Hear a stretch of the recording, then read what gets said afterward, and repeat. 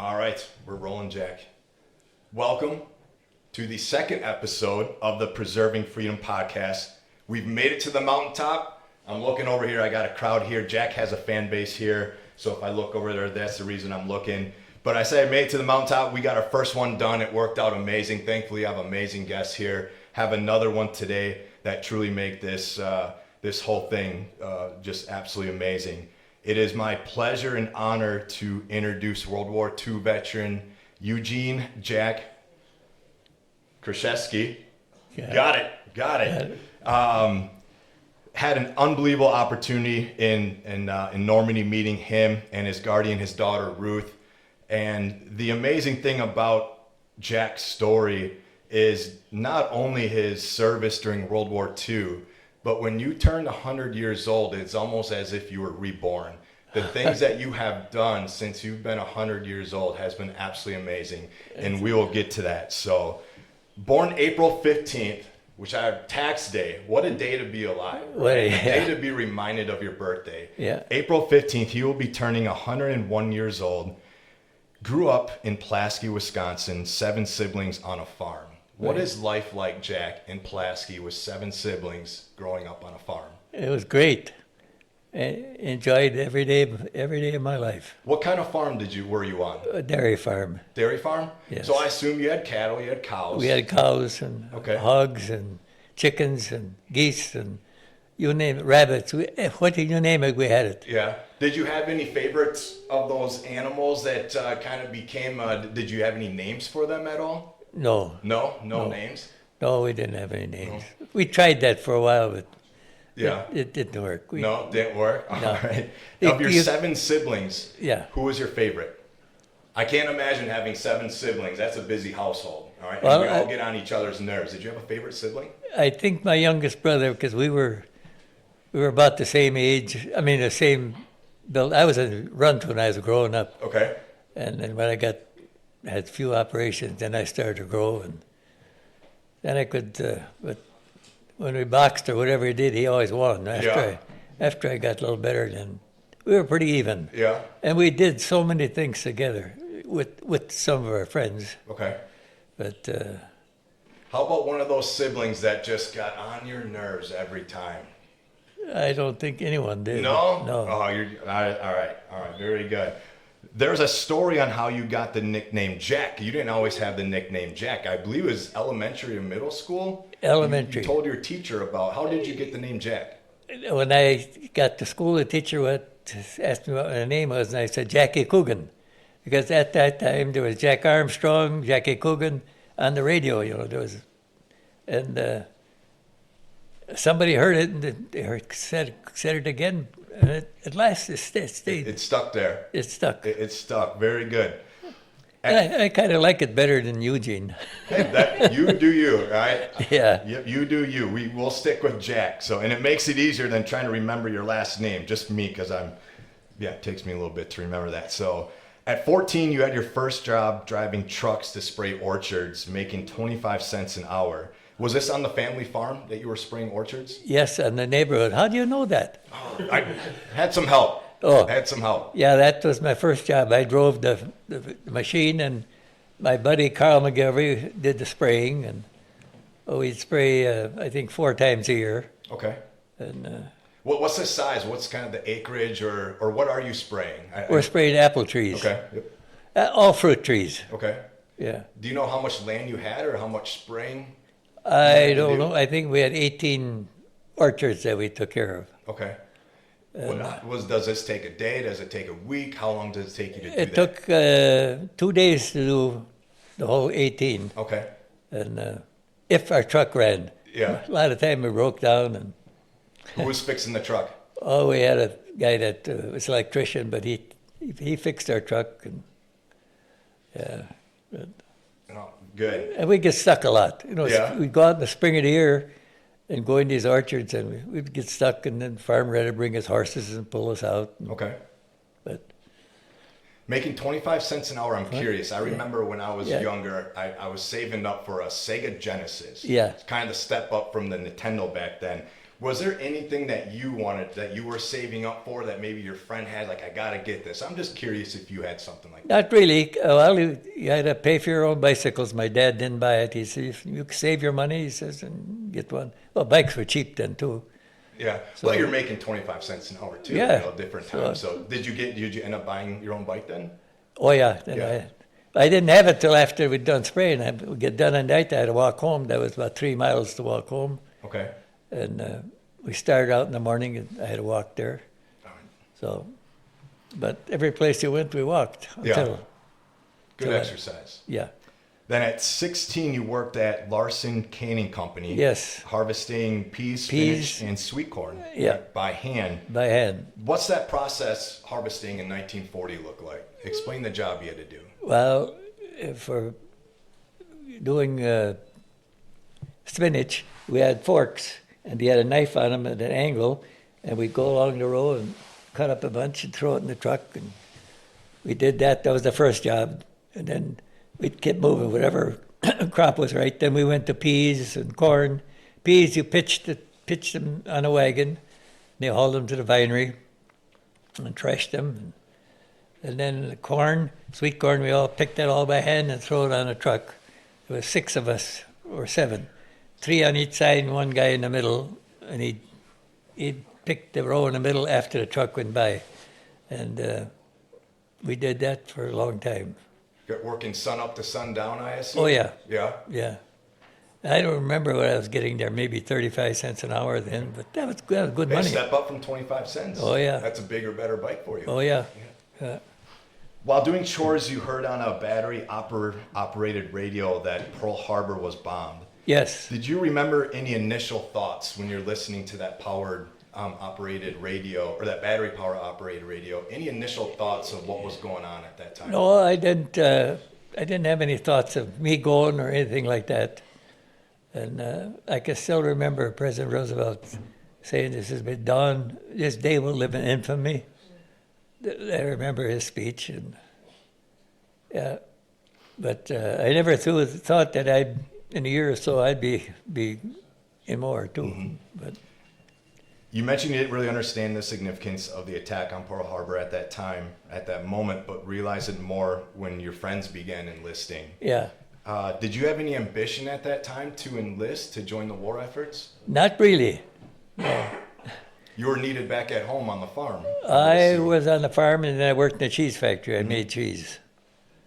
So no ambition at that time to join, but then... No. March 1942, you got drafted. 1943. 1943. Okay. Yes. You got drafted. I got drafted. What is that, if you can bring us back to then, how does that, is it a letter in the mail? Is someone coming up to your door? Well, we had a register for the draft, or maybe 3-4 months before that. And then I got a letter and said, be at this Green Bay. You'll be picked up to go to Milwaukee for a physical. You are drafted to serve in the United States Army. And I thought nothing of it. Maybe I'll make it, maybe I won't. But I passed with flying colors. You didn't have to be A1 shape to pass. Anyhow, and we went. From there, we went to Chicago and had a lunch. And they served us, and when I got in the line, the girl that's passing out food, I said, Audrey, what are you doing here? The girl I went to school with. She's working there, okay. Feeding us guys. And anyhow, it was nice to see her. How was your family's reaction to you being drafted? Do you recall how they felt? I don't know how they felt. There was no big emotions, you know. The process, you said, do you remember if it was still called MEPS back then, or going through the physical and all that? Do you recall any of that process that it took to get into the military? Maybe an hour. Yeah, an hour is all it took, though, man. That's about all. Yeah? They ran you through real quick. Okay. Yeah, they could learn some things from you then currently. So you thought about originally being a paratrooper, but yes. You had a change of heart. Right. You know why? Why did you want to be a paratrooper? Because they had real nice boots. Real nice boots. Oh, nice shiny boots. And I asked my office, went to see my company commander, and I said, could I get a transfer to the paratroopers? And he says, well, why do you want to go? I says, I like their boots. He said, you know, you're going to have to jump out of a plane. I said, well, forget it.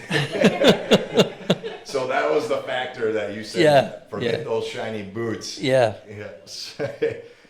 Boot camp, you had a 3-day train ride to Camp Hewlin? Camp Hewlin. Camp Hewlin, Texas. Yeah. I was pretty crammed in those cars. It on was, that yeah. trip? It was pretty cramped. Yeah. When the night of the, when I was drafted, we went to Fort Sheridan, and they threw some clothes at you and put them on and give you your haircut. And the next day, or second day after, if they had whoever they had to go, loaded us on trains, and they didn't tell us where we were going. I think it took us 3 days to get there because our train, whenever there's a passenger train or anything, then we were sidetracked. Sometimes we'd sit on a sidetrack for 5-6 hours. When the tracks were cleared, then we'd go, or the army train and troop train. So I assume it got pretty warm in there then. I guess, yeah. Yeah. And we had woolen clothes on. It Okay. was that time of year when we wore ODs. They were woolen clothes. So, but we survived. And at Camp Hewlin, you learned hand-to-hand combat, identifying aircraft, artillery range shooting, and more. What was your favorite part about boot camp? Did you have one? Yeah, we had boot camp.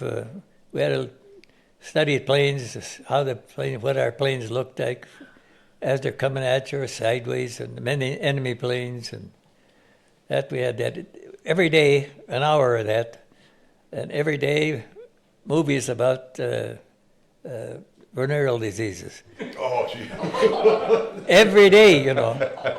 And, well, we didn't get any passes, so where would you get it, you know? Yeah. Anyhow.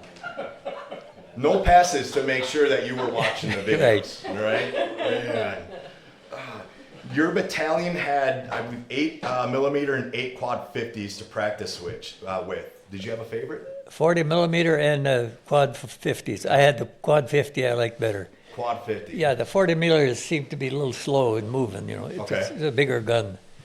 But I like that 50 caliber. Quad 50. Do you Quad- recall how much, what's like the firing rate? Do you remember how much can you shoot out of that thing? Oh, God, I don't know how much, but the ammunition come in big rolls, and I had 2 guys filling up the tanks, you know. And you put your finger on a trigger, and I think you could, it just, out they went, you know. But, and they had, there were tracers, so you could see where you're shooting. And you wore special glasses, because all of our shooting was during the day, because the planes didn't fly at night. Yeah. So, yeah. Then off to Camp Claiborne, Louisiana. We were in Camp Claiborne for a week or so, maybe. Yeah. I was en route to New York Okay. when we were going overseas. And we all wanted to go overseas because that boot camp was, the camp was okay, but that's what we had to do. They'd take you Watch on these, videos every day. huh? Watch those same videos every day. Yeah, and then calisthenics, what I hated. And they take you on hikes. And the hikes during the day weren't bad. We'd go on a 10-mile, 25-mile hike, and we'd get halfway, and we eat lunch, and we walk back. And when they'd take us on bivouacs, that was a night deal. So after supper, they'd say, tonight we're going on a hike. Get your blankets and your tent, shelter half, and okay, we walk out till it gets dark. It gets dark, then they said, okay, you're going to pitch your tent here. You got a shelter half with your 2 blankets. And then the guy that was next to you, the 2 of you put their halves together, and that's where you slept, if you could sleep. Anyhow, we got there, and the first night wasn't bad. We tied our rope to a little tree and thought nothing of it. Got up in the morning, there's a snake in the tree. So then here we find out there's all rattlesnakes there. Well, that was something else, you know. And next time we had to go, I waited till everybody was in bed, and then I snuck away and went in the kitchen truck, and I slept in the truck that night. Smart. Yeah. Yeah. I hated snakes, so I hate them. Oh, I bet. And they were rattlers. So be honest, did many of the guys scream when that happened? Always curious, like when we see a spider or something. Oh, yeah. Yeah? Yeah. A lot of guys went hunting them during the day, but, you know, to see how many they could kill. But Oh, that would, wow. not a no. It mentioned at Camp Claiborne, Louisiana, you having to dig 10 by 10 foot holes large enough for your quad 50s. I'm curious, are you given a little shovel? What does it take to dig through one of these, or to dig a 10 by 10 foot hole? That long, it just mostly the whole night do it. And there was 4 or 5 guys that were with the quad 50, and there was 15 with the other one, and the 40 millimeter. And we couldn't just dig the hole. We had to fill sandbags and put them all around, in case shrapnel would fly. Well, after we got overseas, we didn't do that anymore. We didn't even dig the gun in the hole in the ground, because we moved so much, But that they wanted us to get tough, I guess. Yeah. Yep. You had mentioned I say this jokingly, your love for calisthenics. You learn discipline and consequences pretty quickly. Oh, yeah. The calisthenics part is going to come a little bit here. Hopefully in how to obey orders. If wrinkle in the bed, buttons not exact, clothes not folded perfectly, boots not lined up, this would earn you some extra duty. What was extra duty like? And did you ever have any extra duty? KP mostly, kitchen police, extra duty. And there was one time I didn't want to do calisthenics, so I hid. And when you get in a line, your spot was empty, so the sergeant, I'll find that guy. Well, he did find me. Mm-hmm. And he said, "You don't like calisthenics?" I said, "No." Well, he said, "I'll meet you at the supply tent after supper." So get there, and he's got a shovel. He said, "Take that shovel. We're going for a walk." He got to a spot, and he says, "Now, I want a hole 6 by 6 by 6. That's your job for tonight." So I dug all night, got it done, and this morning he came and he says, "Well, breakfast, go out and have breakfast." Got through with breakfast, and he said, "Okay, Kraszewski, come along with me." Got to the hole, and he says, he smoked a cigarette, threw a butt in there. He said, "Now fill it up." I never miss calisthenics again, let me tell you. I bet. And none of your buddies there's no way they can fill that spot when you're in formation for calisthenics. No. Everybody had their own spot. Yeah. Did anyone know that you were going to skip that day, or no? Okay. No. Yeah. So you get to New York. You ship out board the SS Washington. Yes. Carrying around 5,000 soldiers and 1,000 crew members. Yeah. Spent 18 days on a ship. Yeah. What was your experience like on a ship for 18 days? Well, it was not too bad, We had destroyers going in between us, because the Atlantic Ocean was full of submarines, and they were going with us. And somebody said on the ship, they said, "Well, the submarines are down there; they're following us, and tonight somebody's going to get picked off." And they did usually pick off one ship a night, the submarines, and so the tail end ship very seldom carried personnel. It was supplies and stuff. So if we lost that, then we get some more. Mm-hmm. But and we watched the dolphins that would swim in front of in the bow of the ship. Yeah. And they'd swim with us all the time, And we got seasick the first couple of days, but later you got used to it. Okay. And the trip was pretty good. What's the food like on a ship for 18 Not too bad. days? Yeah. Not too bad. You ate with one hand, you held the other hand, you held your tray, and because you go over ways, well, the tray would go this way, go that way, and you didn't get any beverage with it because it'd be spilled. Yeah. But and they fed us twice a day, which was enough. But you're sent to Europe with 1st Platoon, Battery D, 553rd Anti-Aircraft Artillery, right? There was mention. Oh, that's the wrong one.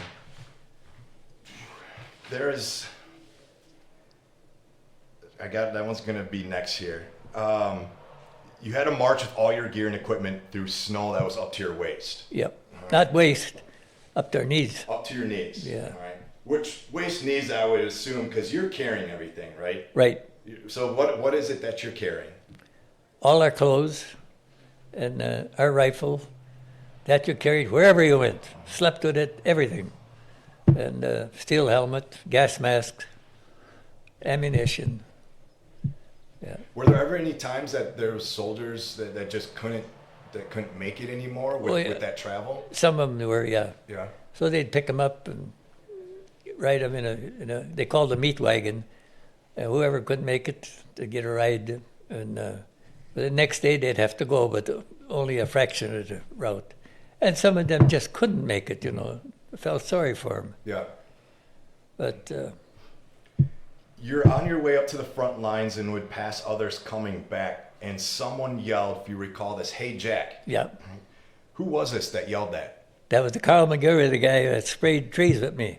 He was my neighbor and classmate. And I looked up, and here's Carl McGarry. And we talked for a while. Now, how did he recognize me with 9 million of us there, all dressed alike? And it was so nice, and we visited and had such a good time. And our unit left, his unit left, and he kept talking, pretty soon our unit left, and he was gone. So after the war, I saw him, and I said, "Well, how'd you find your unit?" "Yeah," he said, "it took a couple of days." He said, "I found them," or they found me, anyhow. Yeah. That's another needle in the haystack story. You meet someone across the world. Ain't that? In a childhood friend. I bet that never happened in the whole war, Man. that you met your... That had to be a good feeling for you, I would It was, assume, being yeah. over there and seeing a close friend. Yeah. So, MREs, you would eat meals ready to eat while on the move. You would get either a C ration or a K ration. We had both C and K. What's the difference between the two? Well, the C ration was kind of, whatever. It could be stew, could be hash, could be eggs, and then a can of hardtack, we called it. It was cookies or bread, whatever. And the K ration is one we liked the best because it came in a box and had the same food. And then you had a little package. You got 4 cigarettes, piece of chocolate, a little piece of, a little Nescafe, and 4 cigarettes. Some coffee grounds? No, they were instant coffee. That's Okay, okay. it was the start of instant coffee. Okay. And in the daytime we could have a fire and then make our coffee and get some water out of the creek, and we could build a fire in the daytime. We had a lot of gas. Okay. Had fuel up the yin yang, So we'd fill up the box with can with gas and light it, and guys would warm up, dry their socks or whatever, make your lunch. But otherwise, food-wise, we were taken care of pretty good. Good. As you Some of the should. guys bitch, but they,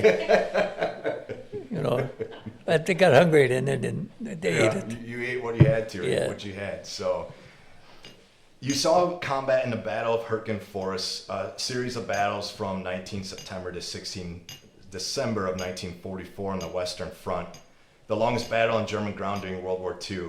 What can you recall about the Battle of Hurtgen Forest? Oh, that was the son of a gunman. The Krauts were all behind trees, a big forest. So, and we'd be behind the other trees shooting at them. And I tell you, a lot of them trees got a lot of lead in them. I bet. Yeah, that was no fun. But What do you recall the toughest moment during that? How long, at this point in time during this battle, how long have you been over in Europe? Europe, I was there 18 months. Okay. Overseas, 18 months in the States. So I had 3 years of service. Any letters from home that you would get frequently from family back at home while Yeah. you're over here? Yeah, How was it reading those letters from home? real great. Yeah. Real great. Yeah. And I didn't write for a while. And then I got a letter. My brother wrote me a letter and said, he said, "Are you still there? Everybody thought you were missing in action." And because I didn't write for a while, we're busy, and I don't know why I didn't, but Yeah. Estimates of 55,000 combat and non-combat losses for the Allies. German casualties around 28,000. The Germans at that time successfully held the region until the last-ditch offensive into the Ardennes. The Battle of the Bulge, also known as the Ardennes Offensive, last major German offensive campaign on the Western Front, largest and bloodiest single battle fought by the U.S. in World War II. densely forested region between Luxembourg and Belgium, intended to stop Allied use of the Belgian port of Antwerp and split Allied lines. Germans committed over 410,000 men, 1,400 tanks, 2,600 artillery pieces, and over 1,000 combat aircraft. Allied forces had more than 700,000 men, over 81,000 casualties for the Allies, estimates of 75,000 for the Germans. This battle severely depleted Germany's armed forces, causing many survivors to retreat. With this one as well, what can you share with us with your experience at the Battle of the Bulge? It was bad because it was cold. It was the first part of December, and we didn't have boots, just leather shoes. And well, the snow was, I'd say, 4 or 5 inches. Well, once your boots got wet, you were wet all the while. That was the most miserable time of the whole battle. Mm-hmm. And cold. We left France. We didn't have a roof on our head till the war was over. We slept under the stars, and I tell you, it was cold. Yeah. That was my biggest enemy, cold. I never worried about getting shot or whatever. I just want that cold to stop, because it just 24/7. Yeah. At this time in Battle of the Bulge, are you with your quad 50s at this time? Yeah. What time? Okay, with the quad 50s. Yeah. So, busy during the day, slow at night. How is it? Mostly busy during the day. Yeah. Okay. Yeah. The nights were they'd throw ammunition bombs at us, and we call them buzz bombs. They were unmanned, and you could hear them coming. And you could see at night. You could see the flame, and if they were off in a direction, and we settled down. But if they're coming overhead, then you jumped in your hole because as soon as the fire went out, the engine stopped, and they'd put fuel enough so that the bomb didn't go the same place all over. And they'd come maybe every 3-4 hours, and the fire stopped, then they'd start descending, and then they'd explode, and then the shrapnel would fly all over. So you got in your foxhole right away. Mm-hmm. So I can't imagine digging a foxhole in the wintertime. well, if it was snow covered, it wasn't froze, but Okay. it was no fun digging them. Yeah. And you mentioned for your quad 50s, you didn't, because I know in training you would dig kind of, that 10 by 10 for them to go in. Yeah. But you didn't dig anything over there at that time? No, we didn't dig our guns in. Okay. No, Just no. for the foxholes? Just our foxholes, Yeah. because we didn't stay that long in one spot. Mm-hmm. And I guess the officers wanted us to dig them in, but hey, we had enough to do without digging holes. Yeah. So Many recall the skies clearing enough on, it was, I believe, Christmas Eve yeah, for supply to drop. yeah. How was that feel? Do you recall how many days prior until you got a supply drop that it was before Christmas Eve? It was about 4 days or 5 days where it was snowing, cloudy, and that's when they pushed us back, way back, And then when the skies cleared, our bombers, not the big bombers, the small ones came and they just bombed the heck out of them and pushed them all back. And from then on, we had easy going, I can assume a relief with that happening. Oh, yeah. A Christmas gift, a miracle, one would say almost. Yeah. Moving on to Battle of the Rhine River, or Operation Plunder. Large-scale amphibious assault and airborne landings. This was crucial for Allied advancement into the heart of Nazi Germany. The airborne landings, largest in a single day, 14,000 paratroopers. You could have been one of them, maybe. I could have, yeah. Those boots. So, known as Operation Varsity, at times outnumbered 5-1 by the Germans. Did you know during that time you are outnumbered 5-1 by the Germans? No, we didn't know that. You have the Battle of the Bulge. You have the Battle of the Rhine River, Battle of Hürtgen Forest. At this moment, are you feeling depleted? Are you tired? What keeps you going? I don't know. I really don't know. We were good shape, all of us, and we took whatever came. And Unless you miss calisthenics. yeah, but the Rhine River, we got there. We were dug in for a while till the Krauts all went across and they damaged their bridges. They didn't blow them up; they just damaged them so they couldn't use them.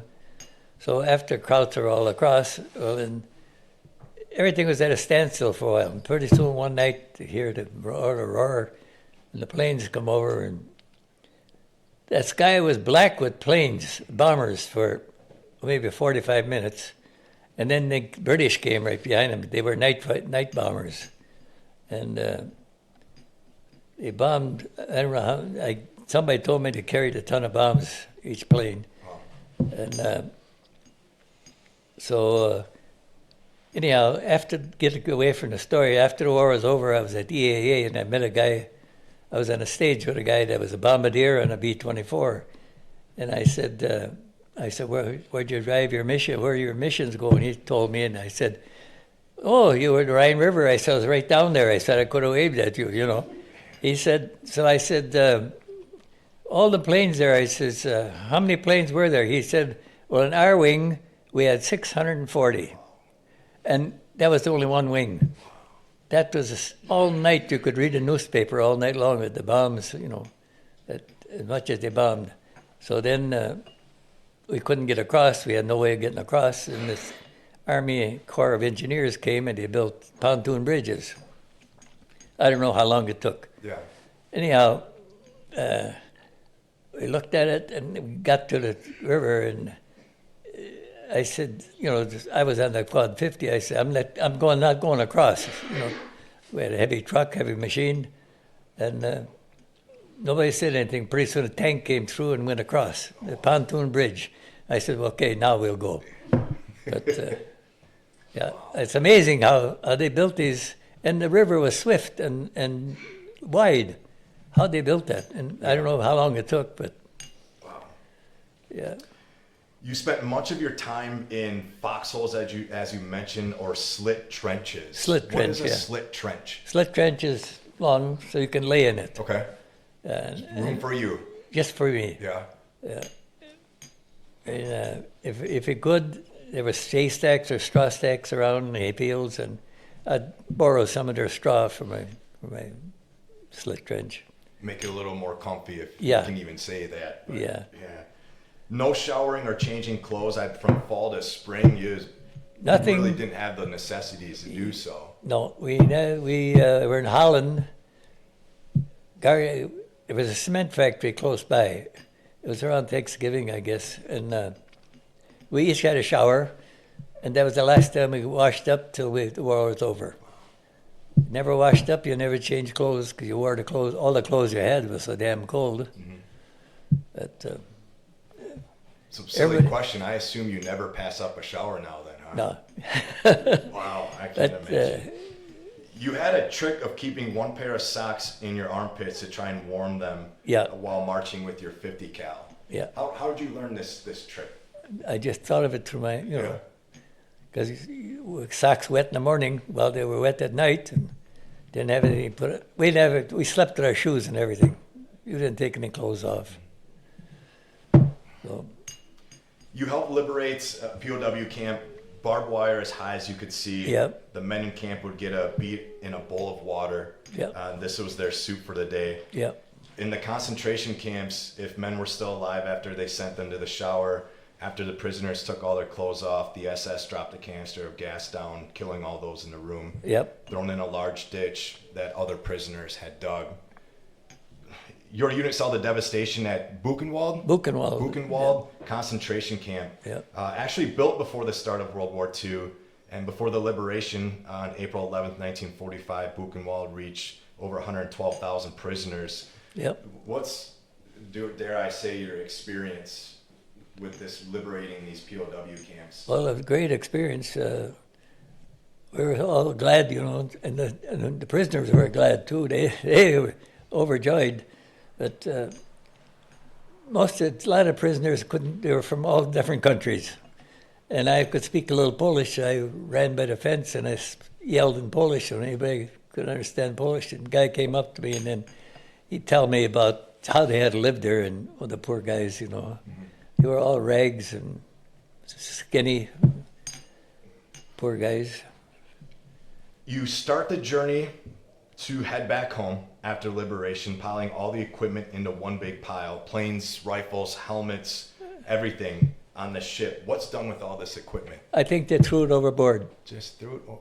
Yeah.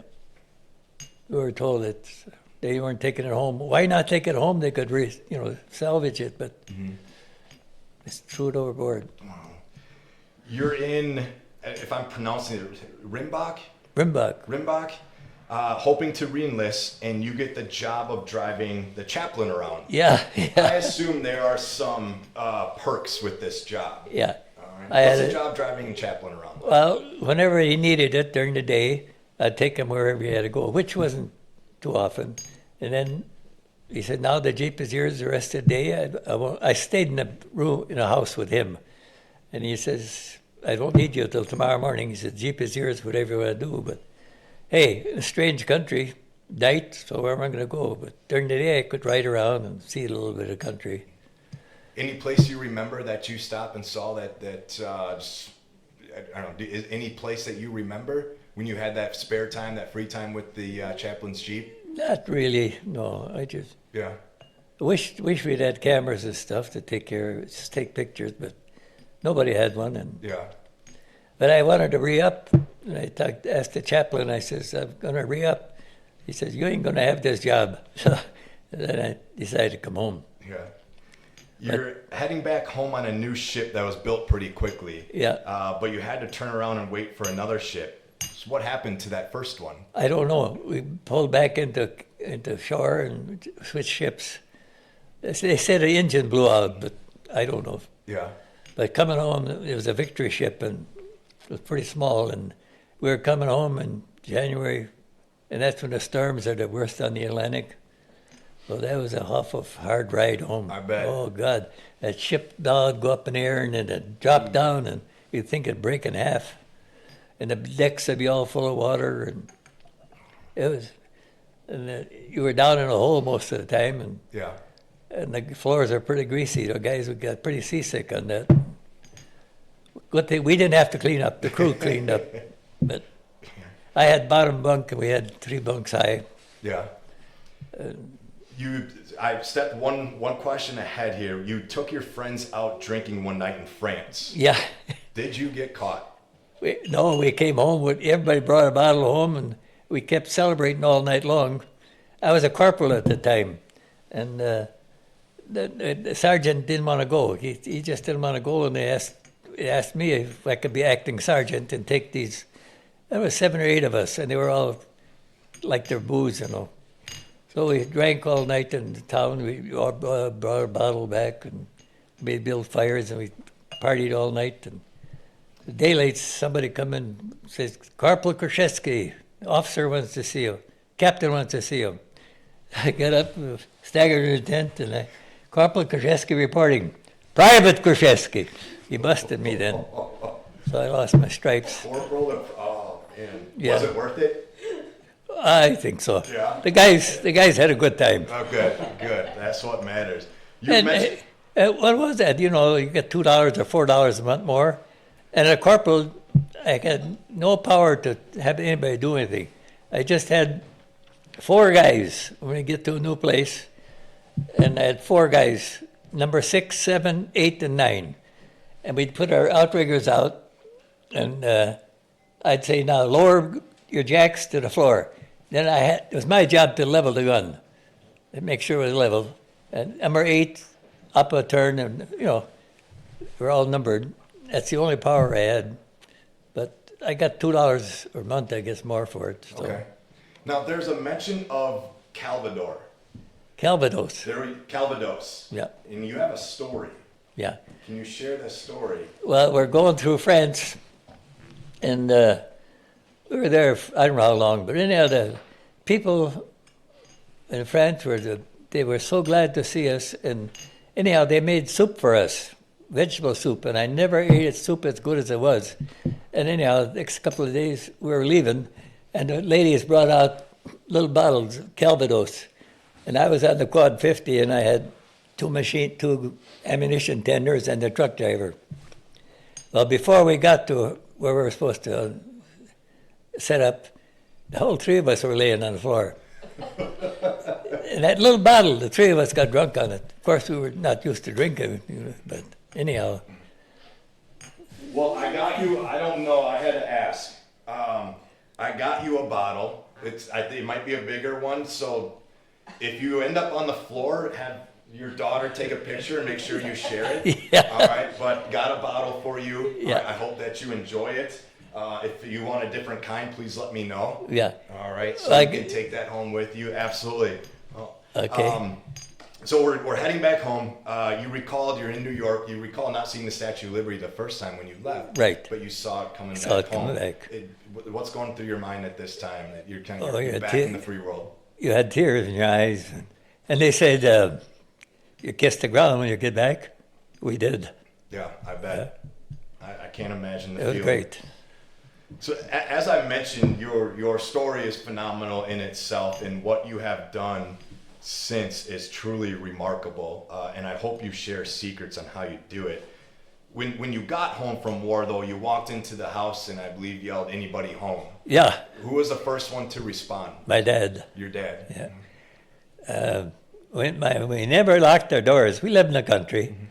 And I came home, it must have been 2 o'clock in the morning. And the door was open and I got in and I yelled, "Anybody home?" My dad come out of bed and we hugged and hugged. Yeah. Then my mother came. That was great. I can't imagine. Can't imagine. The transition from, you're back home now, from war to peace. How was that transition for you? I guess it was pretty smooth. Yeah. Yeah. I was married to a lovely lady for 60 years, I think. She never asked me about the war, and I never told her about it. So, Marjorie, right? Marjorie, yeah. I'm sure you have many, many fond memories of Marjorie. You have one that kind of sticks in the back of your head with Marjorie? Oh, they'd go, I don't know. I assume you have quite a few. A lot of them, yeah. That's good. No, very good. We'd go camping with a gang, we'd go and we wouldn't stay overnight, but we'd camp all day and swim and take pictures and stuff. Yeah. Enjoyed your time together. Yeah. Good. She, anyhow, we're laying out there after we eat and I'm laying in the stomach and Margie says to me, "How come you never told me you got shot?" Well, I didn't, but I had a big scar, which when I was a kid, a dog bit me. And I told her that and she said, yeah. But it was the truth, the dog did bite me. Wow. So now we get into, again, 100 years young. It's incredible what you have done since turning 100 years old. And again, I'll remind everyone, 102 years old on April 15th. You had a debilitating prolonged hospitalization in February of 2024. Yeah. You had to learn to gain strength to walk again, get out of your chair, into bed. Yeah. You had the help of a lovely therapist that immigrated from Poland. Right. And the two of you made a promise, a pinky swear. Yep. What was that promise? I don't know. I think you promised, and Ruth, you can chime in too. I believe it was a pinky swear that you did. You did a promise that you're going to pretty much get back out and do the things that you always when done. I was that sick. Yep. I says, no, I got a message, I don't know how, that I was selected to go to Normandy. And anyhow, she'd come and give me therapy and that. And I told her that, and I says, I'm not going to make it. She said, you're going to make it. And by God, she said, I'll stay with you till you, and she did. I was that sick, I laid in bed. I could not call the phone, press the button for the nurse. I had to use my two thumbs to press it. Really? And I couldn't raise my arms. I couldn't do nothing else. And Ruth was there, and she said that, yeah, they gave me up for dead. They tried everything, nothing worked. So there was a big colored guy for a doctor that came the last day, and he said, I tell you, he says, if you're willing, I'll give you I'll try something else on you. And I said, okay. So they put a needle in here and a needle in here. They took the blood out of here and put blood in here. And they were doing that, and I said, you got Polish blood? He laughed. When that was all through and I got they got all that old blood out of me. I got up and walked around, and hey, I've been good ever since. Man, It was a miracle. It was just a miracle. as you deserve it. Yeah. Amazing. Yeah. Amazing. Normandy trip, an unbelievable experience. Many here today that were with you. Again, American Airlines did a tremendous job. Oh, yeah. Our staff, our volunteers, Yeah. with Old Glory Honor Flight, Northeast Wisconsin, truly the best to do it. Yeah. Tell us about Normandy. How was your experience over in Normandy? Oh, it for was that great. week? Every place you went, they shook your hand. They thanked you for not just alone for the whole country, our army for liberating them, and wherever we went, there was a gang of people. You Gang. were. Yep. And they treated us so good. So we have some of the medical crew here, and I asked Les the same thing too. Yeah, yeah. So how'd they do? Very good. You got Dave here, you got Nick, all right, Drew and Diane, obviously Yeah. here, Tony and Lorraine. Yeah. Amazing crew. Yeah. And they were nonstop, 24/7. 24/7, They were yeah. working, and Yeah. it's. It was great. They gave me some thick skin that week too. I learned a lot from them, and couldn't imagine that trip going off without them. But again, a huge thanks and appreciation to the American Airlines crew. I think that experience, as I told last couple of weeks ago, you all taught me, the 65 World War II vets and 2 Rosie Riveters and Holocaust survivor, why you are called the greatest generation, and you will always be called that. It was incredible being able to learn your experience and what you went through. And as you mentioned, the French, they were everywhere waiting for you. Yep. How grateful they were. It was Yep. so unbelievable to see, as you absolutely deserve that. You got to teach a Navy cadet. You like to dance. Yeah. All right. We had to tell many of you, I think it was making our medical crew a bit nervous. Yeah. But you guys are out of that chair dancing and stuff. What's your go-to dance? What? Do you have what's your favorite dance? Do you have a Waltz? favorite waltz? Waltz, yeah. And you got to teach a Navy cadet, right? Maybe she's lovely. Yeah. Yeah, I thought I was 40 years old when I was dancing with her. You all looked it. You all looked it, and you still Yeah. do. And the way you moved, you looked like Yeah. that too. So And we talked, and she was going to make her career as she was in going to be on a hopefully she'd be on a ship. She was in intelligence, and she said hopefully she'll get that job. That'd be her job for life. But did you share with her though that you had to hold the plate down with one hand to eat? Did you give her any no, tips? I didn't tell her that. No. All right. Your return home from Normandy at the airport. How was that reception? Oh, it was great. Yeah. Yeah, Did you get anything like that when you first came home? no, Yeah. no, nothing like it. My friends and the neighbors, and they were all at the airport. And Yeah. I came home. Not all of them, but a lot of them. Good for you. You received honorary high school diploma from Pulaski. Yeah, Right. Pulaski Board of Education. Yeah. Phi-Ed teacher, I believe. Yeah. All right. And he mentioned something to you that what you had to do now getting that diploma. right. Do you recall that? You know, he said, you got to come and you got to do all the exercises. All the makeup. Yeah. Did you tell him the story about missing calisthenics that day too? I feel that would I probably did, yeah. But yeah, oh, he was a nice guy. We was joking, you Yeah. know. But yeah, that was great. 4th of July last year. Now, again, we're talking 101 years old. You're the oldest guest at the new zoo to go zip lining. Right. How was the feeling of zip lining? I've never been.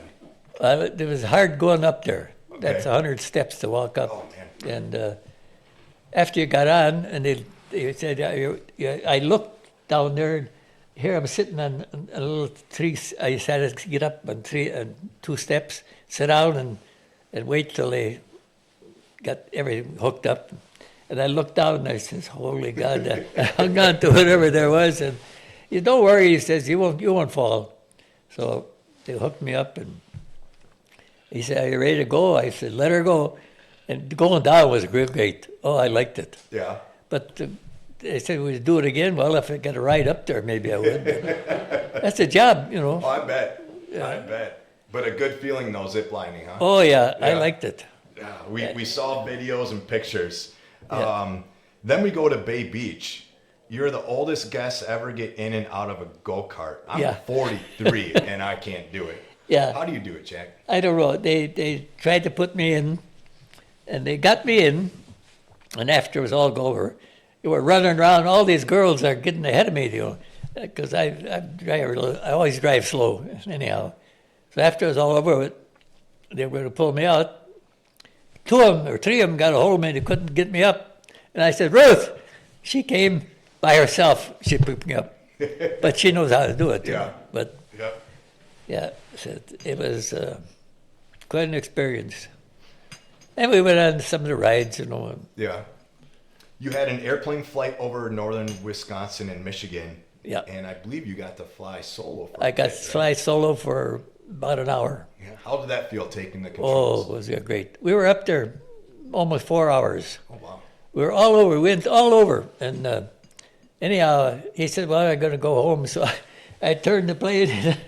I turned it too sharp, and he took the controls. And he said, "You can't turn this that sharp." So anyhow, then I let him drive. And we got almost home, and he said, "You want to land it?" I said, "No way." But it was fun driving it. Yeah, I bet. Yeah. I bet. You then, at a Halloween party, you get arrested by a 4-year-old neighbor Yeah, for driving with a flat tire. flat tire. And this is your first time being arrested. Yeah. What was that feeling like, getting arrested by a 4-year-old? Well, I looked at him, and he had a badge, he had the handcuffs, he had everything, And I said, "Why am I doing this?" "Well, you said you had a flat tire." And then I said, "You're going to arrest me?" "Yep." So I said, "I got a candy bar there. Would you like this candy bar?" He took it, and he didn't arrest me. Just a warning, huh? Yeah. Yeah. You got to go enjoy the Cowboys-Eagles game down Yeah. in Texas. Yeah. Again, with American Airlines and some of your buddies from Yeah. the Normandy trip. How was that experience? Great. That Yeah. was great, yeah. I just, Oh, what a The party picture's we had amazing. there. Hey, there was, I don't know how many, it was 10 that one night, Saturday night, I think, and we're drinking at the hotel, and then we're the best hotel in Dallas, so you can imagine what the drinks were. Anyhow, we're drinking, and pretty soon I said, we're going to pay for this.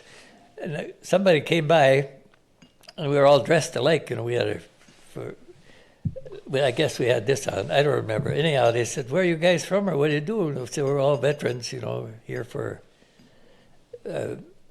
outing. And he says, he talked to all of us, and he got up and he says to the bartender, he said, "Drinks are all on me, everything." He said, "They fought the war for us." He said, "We can at least give them a good treat." That's incredible. That was nice, yeah. So how many more drinks did you have then after knowing that he was going to buy it? Huh? Did you have a few more drinks then to throw on his bill, on his bar tab? Well, we were all had enough then. Okay. He knew it was time to cut you off. Huh? Yeah. You always wanted to be a cowboy when you were a kid. Right. And I believe when you were down in Texas, Yeah. you got to do something. Yeah. What'd you jump on? I jumped on a longhorn steer. Jumped on a longhorn And steer. after I got off it, they said, "That was a pretty big steer you rode." I said, "Well, how big?" He said, 2,200 pounds.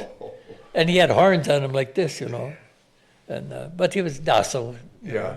He was a steer. He wasn't a bull. Mm-hmm. Good thing he wasn't a bull.